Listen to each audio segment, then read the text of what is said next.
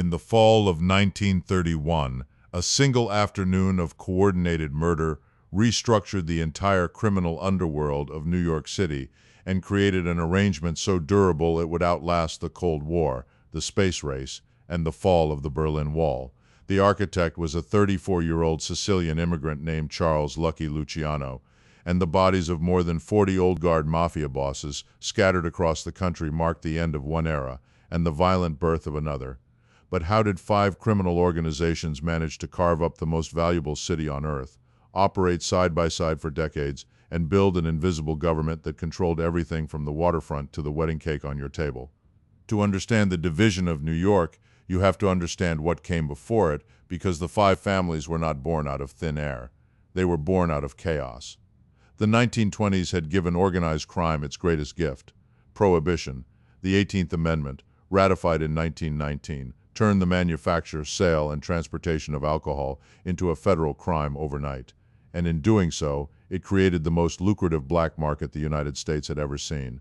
In New York, Italian, Jewish, and Irish gangs scrambled to control the flow of bootleg liquor pouring in from Canada, the Caribbean, and clandestine distilleries tucked into Brooklyn warehouses.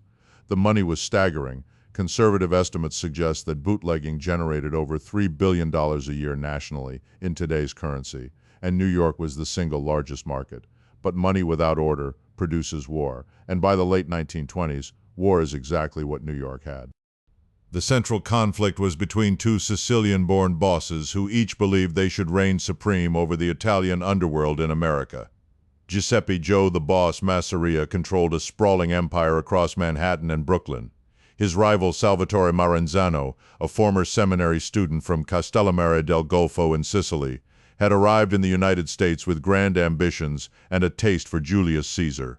The war between them, known as the Castellammare's War, lasted from 1929 to 1931 and killed dozens of soldiers on both sides. It was fought in alleyways, barbershops, and tenement hallways. Bodies turned up in car trunks and empty lots. The violence was bad for business, and a younger generation of Italian and Italian-American gangsters, men like Luciano, Vito Genovese, Frank Costello, and Carlo Gambino, were growing tired of bleeding for the egos of old men who still thought they were running villages in western Sicily. Luciano played the long game. Publicly loyal to Joe the Boss, he was secretly negotiating with Maranzano's camp. On April 15, 1931, Luciano invited Masseria to a long, leisurely lunch at Nuova Villa Temaro, a restaurant in Coney Island.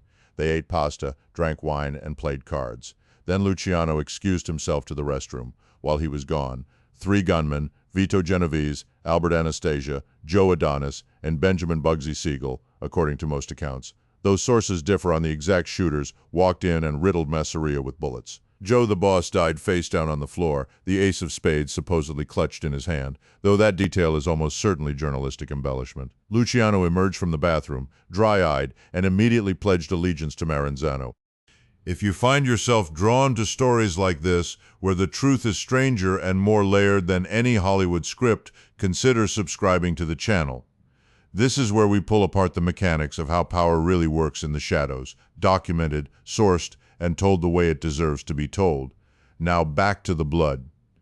Maranzano, triumphant, moved fast. Within weeks, he summoned hundreds of Italian gang leaders to a meeting in a large hall in the Bronx.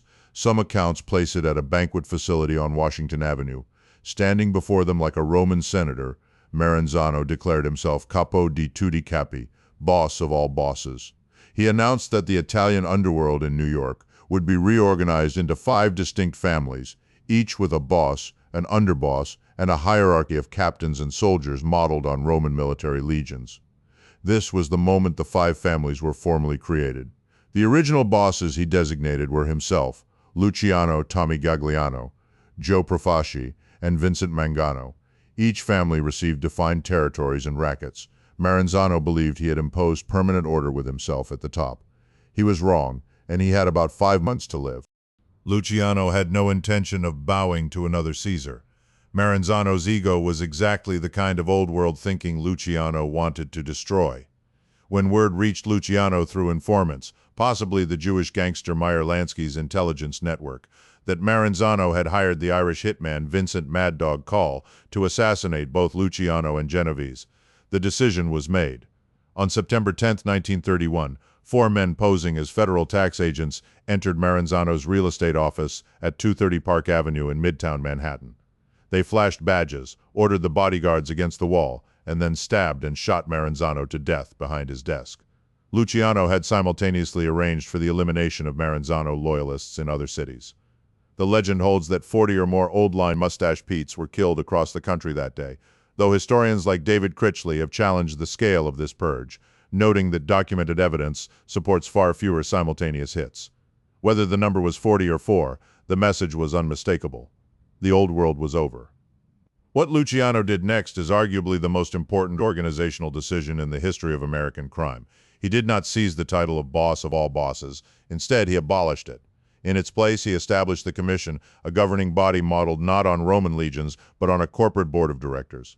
The original commission included the bosses of the 5 New York families, plus Al Capone of Chicago and Stefano Magaddino of Buffalo. Disputes would be settled through negotiation. Territories and rackets would be respected. Wars would require authorization. The commission was not a democracy. It was an oligarchy of criminals who understood that stability was more profitable than chaos, and remarkably this structure held. Now, who were the 5 families, and what did each of them actually control? The Luciano family, which would later bear the name Genovese after Vito Genovese maneuvered his way to the top, was the most powerful. Their reach extended across Manhattan's West Side, Greenwich Village, parts of the Bronx, and into New Jersey. They dominated the waterfront, controlling the International Longshoremen's Association and extracting tribute from virtually every ship that docked in New York Harbor. They controlled the Fulton Fish Market. They infiltrated the Garment District. They ran gambling operations that stretched from Harlem to Havana. Frank Costello, who served as acting boss while Luciano was imprisoned and eventually deported, became known as the Prime Minister of the underworld because of his deep relationships with Tammany Hall politicians, judges, and police officials. The Genovese family's power was less about visible violence and more about invisible influence. They were the family that understood that the man who controls the judge is more powerful than the man who pulls the trigger. The Mangano family, later known as the Gambino family, controlled the Brooklyn waterfront, parts of Staten Island, and eventually extended their reach deep into Queens. Under Vincent Mangano and his brother Philip, the family built its early power base on the docks and in industrial rackets. But the family's most terrifying asset was Albert Anastasia, who ran what the press later dubbed Murder, Inc., an enforcement arm that carried out contract killings for the Commission. Anastasia was the family's underboss, and his relationship with Vincent Mangano was volcanic. In 1951, Philip Mangano was found dead in a swamp in Bergen Beach, Brooklyn, and Vincent Mangano simply vanished. His body never recovered. Anastasia took over, ruling through fear, until he himself was gunned down in the barbershop of the Park Sheraton Hotel in Manhattan on October 25, 1957. After the chaos cleared, Carlo Gambino, quiet, calculating, and ruthless in the most understated way, assumed control. Under Gambino, the family became the largest and most powerful of the 5, with interests in construction, trucking, garbage hauling, labor unions, and narcotics, though Gambino publicly forbade the drug trade even as his soldiers quietly profited from it. The hypocrisy of the heroin ban would become one of the defining tensions within multiple families for decades. The Gagliano family, later called the Lucchese family after Tommy Lucchese took control, was perhaps the most disciplined and least flashy of the 5. They operated primarily in the Bronx, East Harlem, and parts of New Jersey. Their specialty was the garment industry, where they controlled trucking companies, factories, and unions with an iron grip. If you bought a dress in New York City in the 1950s, a fraction of the price went to the Lucchese family, whether anyone knew it or not. They also deeply infiltrated John F. Kennedy International Airport, then known as Idlewild, controlling cargo theft operations so thoroughly that the airport became one of the most consistently looted facilities in the country. The famous Lufthansa heist of 1978, dramatized in the film Goodfellas, was a Lucchese operation that netted approximately $5 million in cash and nearly $1 million in jewelry. Tommy Lucchese himself was a master diplomat, serving on the commission and maintaining warm relationships with both the Genovese and Gambino families. His death from a brain tumor in 1967 left the family in stable hands, though later leadership under Vittorio Amuso and Anthony Casso in the 1980s and 1990s would prove far more violent and self-destructive. The Profassi family, later renamed the Colombo family, controlled much of South Brooklyn, parts of Queens and Long Island. Joe Profassi, who ran the family from its founding in 1931 until his death from liver cancer in 1962, was known for two things: his obsessive greed and his legitimate olive oil import business. Profassi taxed his own soldiers more heavily than any other boss in New York, demanding a monthly tribute of $25 per man on top of their regular kick-ups. This created deep resentment. In the late 1950s and early 1960s, a faction led by the Gallo brothers, Larry, Albert, and the most famous of the three, Crazy Joe Gallo, launched a rebellion against Profassi's rule. The resulting Gallo-Profassi war produced kidnappings, shootings, and a level of internal dysfunction that weakened the family for years. After Profassi's death, Joseph Colombo took over and made the stunning decision to become a public figure, founding the Italian-American Civil Rights League and staging rallies at Columbus Circle. At a League rally on June 28, 1971, Colombo was shot 3 times in the head by a black gunman named Jerome Johnson, who was immediately killed by someone in the crowd. Colombo survived but remained in a vegetative state until his death in 1978. The hit was widely attributed to Joe Gallo, acting with the tacit approval of Carlo Gambino, though definitive proof has never emerged. The Bonanno family, originally led by Joseph Bonanno, held territory in parts of Brooklyn, particularly Williamsburg and Bushwick, and extended into Queens and parts of Long Island. Bonanno was the youngest boss at the founding of the families, only 26 years old in 1931, and he fancied himself a man of tradition and honor. He was also dangerously ambitious. In the early 1960s, Bonanno allegedly plotted to assassinate several commission members, including Carlo Gambino, Tommy Lucchese, and Stefano Magaddino, in a bid to consolidate power. The plot was exposed, and the commission summoned Bonanno to answer for it. Instead of appearing, Bonanno staged his own kidnapping on Park Avenue in October 1964, claiming he was abducted at gunpoint. He disappeared for nearly 2 years. The commission eventually forced him into retirement, replacing him with a series of leaders.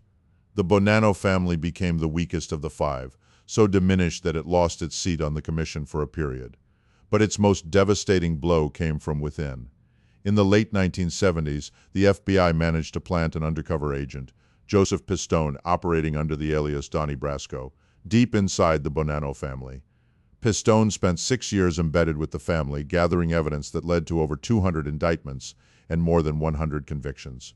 The Donnie Brasco operation shattered whatever trust remained in the Bonanno organization and humiliated the broader Mafia, proving that the wall of omertà, the sacred code of silence, could be breached not just by turncoats, but by a federal agent sitting at the dinner table. Here is a detail that rarely gets mentioned but reshapes how you think about the 5 families' territorial control. It was never purely geographic.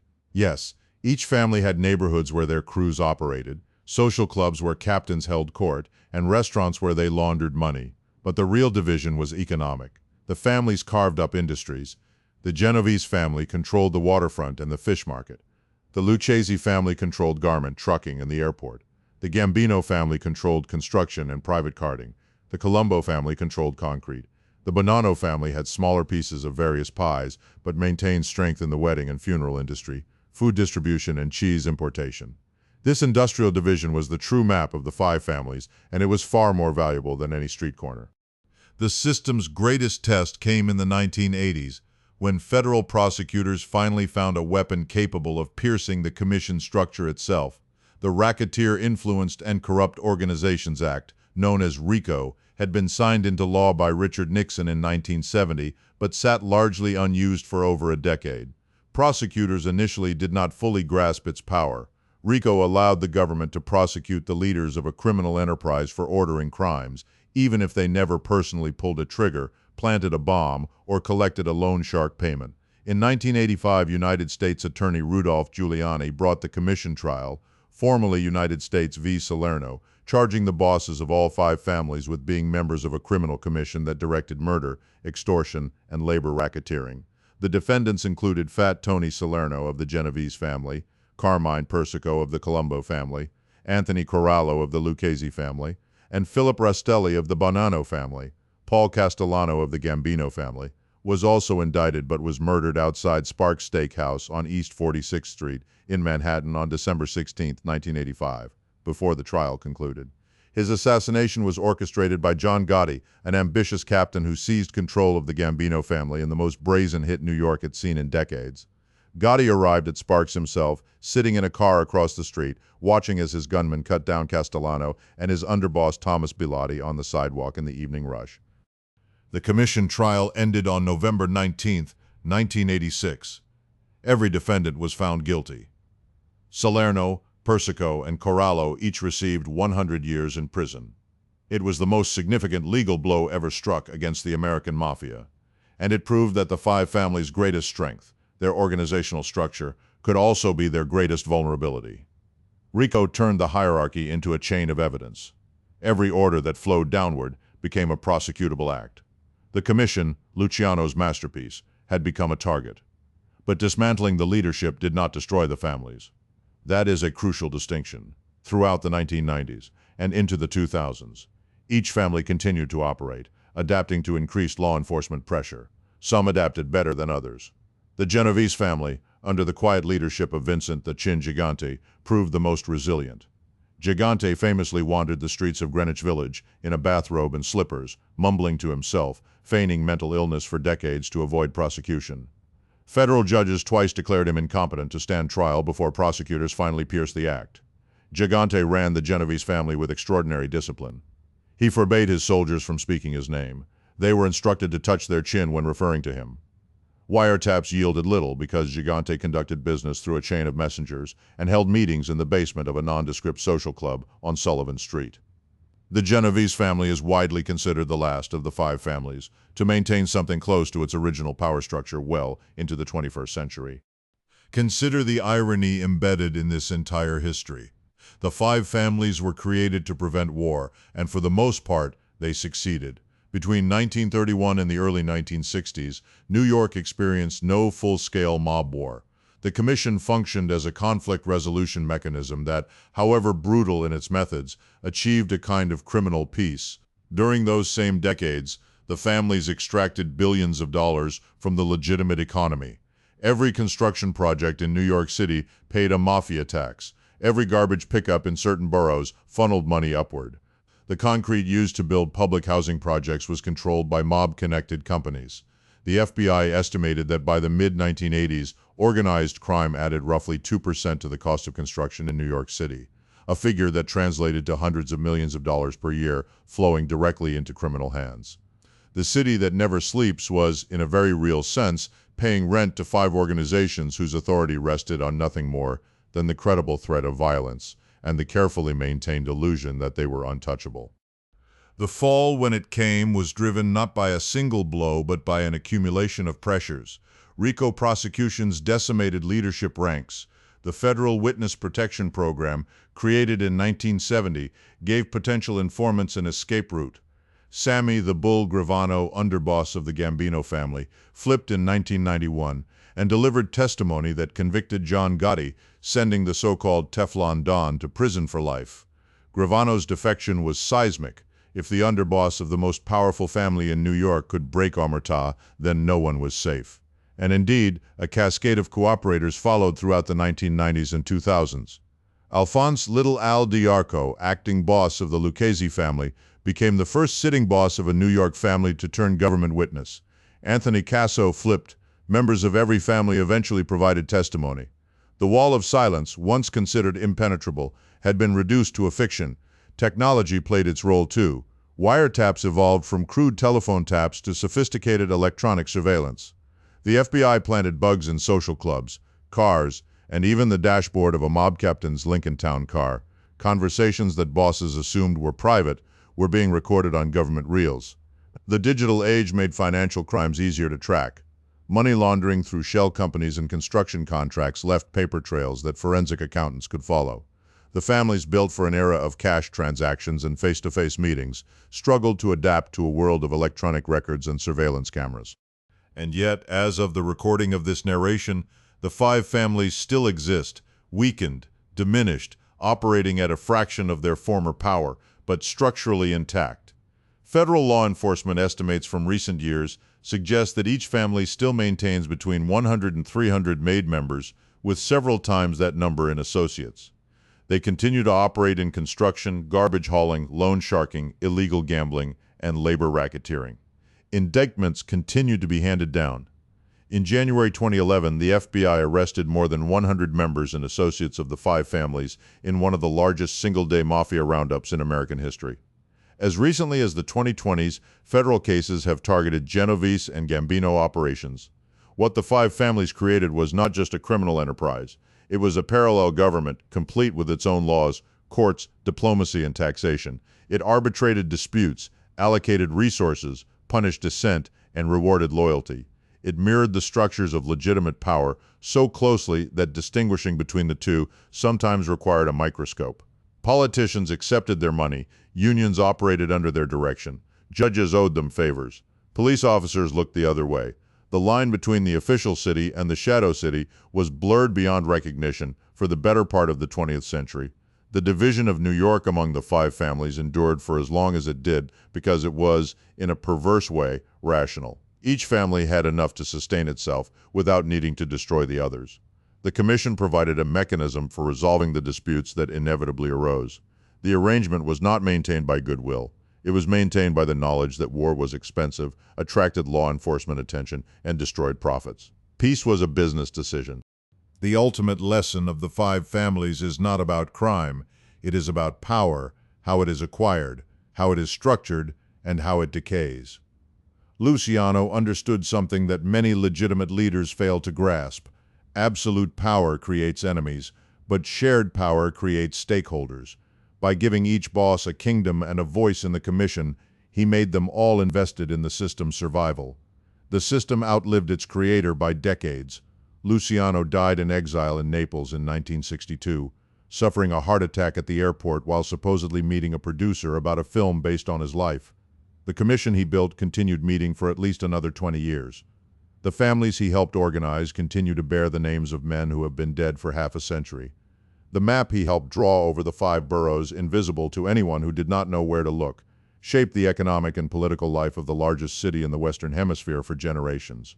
Every time a skyscraper went up, every time a truck delivered goods to a Manhattan restaurant, every time a union contract was negotiated on the waterfront, the fingerprints of that arrangement were there, pressed into the concrete, woven into the fabric, hidden in the ordinary machinery of a city that believed itself to be governed by democracy alone.